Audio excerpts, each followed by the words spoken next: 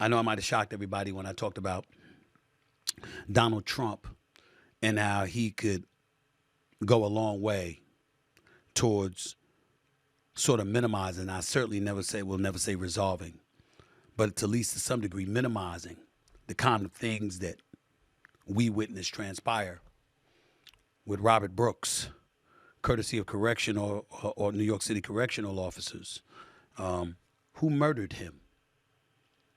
I'll touch on that in just a second and elaborate on my point because I'm going to try to make it make sense for y'all. Right now, Donald Trump is in the news for another reason. And it's because of his two guys, Elon Musk, and Vivek Ramaswamy, former presidential candidate Vivek Ramaswamy, how they're defending foreign worker visas, sparking a backlash from the MAGA right itself.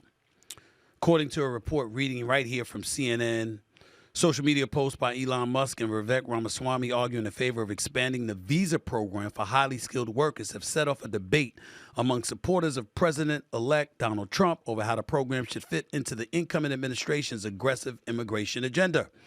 Musk and Ramaswamy, whom Trump has tapped to lead his Department of Government Efficiency, that's the DOGE, defended companies who use workers on H-1B visas, arguing tech companies, including those owned by Musk, of course, depend on foreign workers to operate.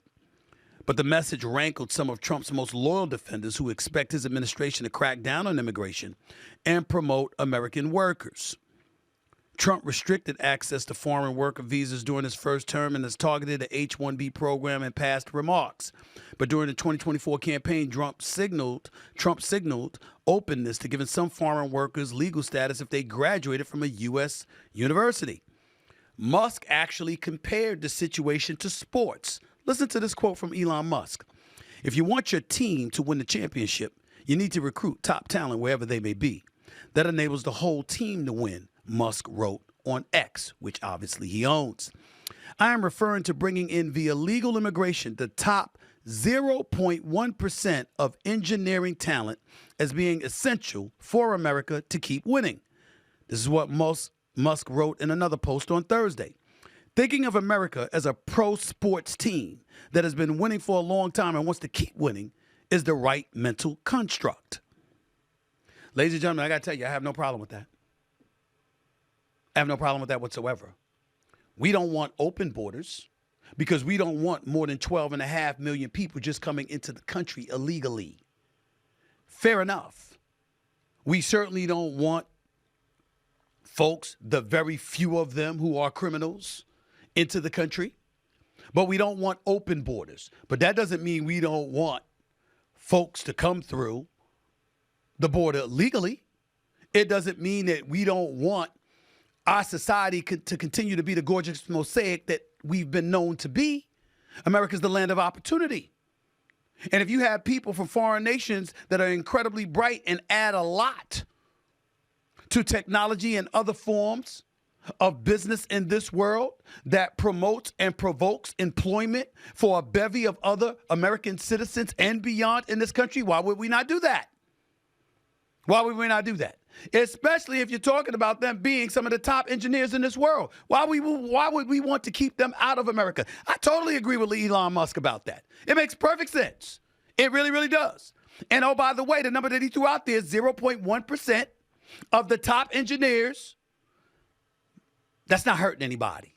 If anything, that's helping America. But Vivek Ramaswamy didn't stop. He piggybacked off of what Musk said, and he said our American culture, because obviously he's a first-generation U.S. citizen whose parents immigrated from India, so let's get that straight. Vivek Ramaswamy says our American culture has venerated mediocrity over excellence for way too long, at least since the 90s and likely longer. That doesn't start in college, it starts young, he said. This is what he said on Thursday. A culture that celebrates the prom queen over the math Olympiad champ or the jock over the valedictorian will not produce the best engineers. I can't argue with that point.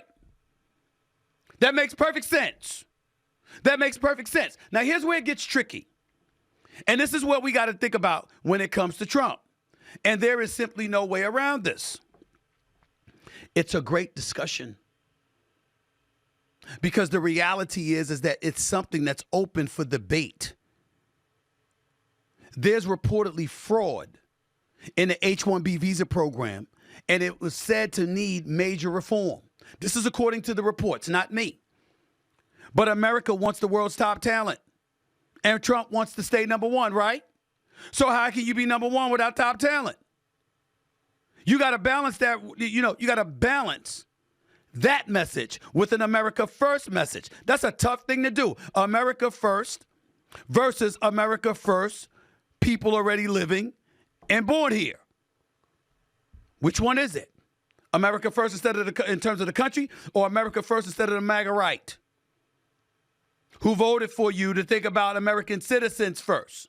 The only way for Trump to pull this off is to make the argument that it's all about America. It's all about America. And anything that contributes to America being number one is something that we should support. That has to be his argument. And it gets very, very interesting because now it's a debate. And having that debate, here's where the advantage is. At least in the Trump administration, there appears to be a debate allowed. What has ailed the Democrats? It's not an ideology alone. It's not their feelings alone. It's the fact that if you refuted what they said, if you are part of their party, cancel culture kicked in. If you were not a part of their party, it was ostracism, and it was ultimately hate-mongering and fear-mongering that was thrown into the equation. There was no room for a debate. And enough voices weren't being heard. Diversity amongst those voices not being heard. You're black, you're white, you're gay, you're lesbian, you're heterosexual, you're transgender. It don't matter. You still had to have one form of thinking if you fell under their umbrella. Otherwise, you were pushed out. If Trump is saying there needs to be a healthy debate about America First, meaning the country, or America First, meaning people born in this country, and sacrificing the best that may exist out there across the globe, and that's a discussion that's worth having, all of a sudden that opens the floodgates for an abundance of other things that we can discuss. Because when we're talking about America First, aren't we talking about America being the greatest country in the world? Aren't we talking about that being our wish? Aren't we talking about being in a position where whether it's financially, whether it's educationally, whether it's intellectually, whether it's morally, we're supposed to be at the top of the heap? Ain't that what we're trying to say? And if that is what we're trying to say, where's our behavior to replicate or authenticate that level of thinking? That's a question. It's important. Trump released a statement seemingly siding with Musk and Ramaswamy where he said, quote, "I've always liked the visas. I've always been in favor of the visas. That's why we have them. I have many H-1B visas on my properties. I've been a believer in H-1B. I have used it many times. It's a great program." This is what Donald Trump is saying. He's making a very, very valid point when he brings that up. What are H-1Bs? It's employer-sponsored work visas. That's what Musk and Ramaswamy are in support of. And the MAGA right is pushing back on because employer-sponsored work visas basically means immigrants being allowed into the workforce, and you got folks on the MAGA right that don't want immigrants. But in the end, does that make our country better or worse? I say it makes us worse to not have them. I completely agree with Elon Musk and Vivek Ramaswamy on this. But most importantly, I agree with the idea of there being an open, robust debate about it because it is not something that the Democrats allow. The Democrats stopped letting people decide, one could easily argue. Their mentality seemed to be you must obey the party line or you're out in your ass. That seemed to be what they were saying. Censorship, cancer culture. There was no debate. That's why they're home. And Donald Trump is on his way back to the White House. And so since we look at it from that standpoint, now we got to ask ourselves, what does a debate bring? One could easily argue it only strengthens the party and sharpens the arguments. You can make that argument. Mainstream media, some could say they're blowing the disagreement out of proportion a bit. I'm not sure about that. I just think these kind of discussions are good for the country. And I wish I saw more of it on the left. New lines and alliances might be drawn. We all know this. But no one's getting canceled or deplatformed for it. This is a beautiful thing. And with that in mind, why did I bring up Trump over the last segment when I'm talking about the correction officers murdering Robert Brooks? This issue itself has nothing to do with it. But what it's fomenting and what it's provoking in terms of a healthy debate is a beautiful, beautiful thing, because it means that you're open to reason. Well, here, let me transition back to the correctional officers murdering an inmate. I wasn't there, and nor did I ever see Trump's comments in its completions about Charlottesville. I never liked the idea of white supremacists. They're very fine people on both sides. That's not what you wanted to hear from your president at that particular moment in time, even though his full message might not have been articulated and disseminated to the masses appropriately. But that's not what you want to hear from the president at that particular moment in time. You certainly want to support our police officers. I'm not down for defunding the police because I know I'm calling 911. I don't believe in that. But I am for making sure that the rogue officers amongst us suffer severe punishment and they get weeded out. So the 95+% of law-abiding police officers who live up to their oath to serve and protect, I'm all for them being empowered. But what are we going to do about these correction officers and people like them? What are we going to do about the Derek Chauvins with the George Floyds of the world and all of that stuff about them? Only reason I brought up the comparison between George Floyd and now this guy Robert Brooks is because they were both handcuffed. Both had their hands behind their back.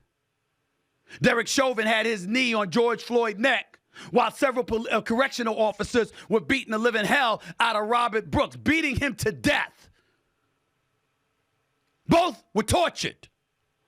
One more visibly conspicuous than the other. But both equally dead, murdered. What you gonna do about that, Donald Trump? You're not responsible for the officer's actions. Nobody's implying that. I'm not casting blame upon you in any way. I'm simply saying that when the mandate has been handed down, when you've won all the swing states, when you've gained ground on every demographic out there, black, Hispanics, young voters,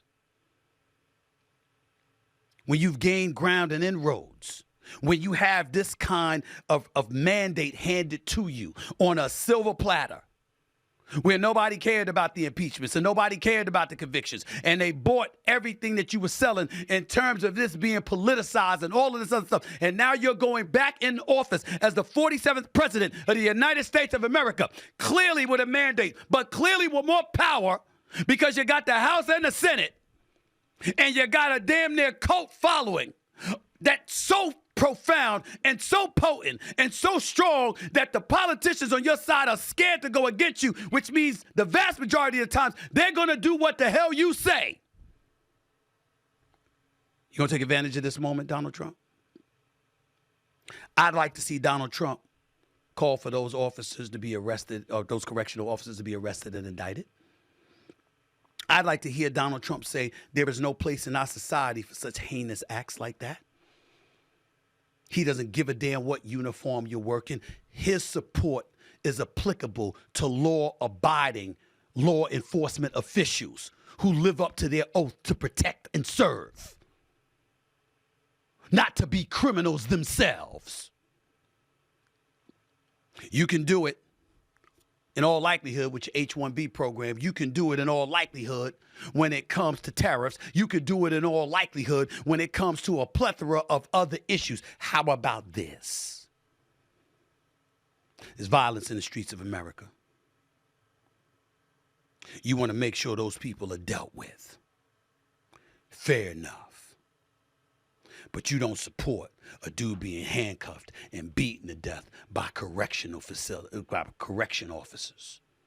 on camera. There's no way to condone that. Speak against that kind of stuff. Let the minorities, the desolate and the disenfranchised in this country, people who are powerless, to go up against the system itself. Let them know that you're the head of the system that's in place now. And you're going to do what you can to change what has ailed the minority communities in this country from stuff like this continuing to happen.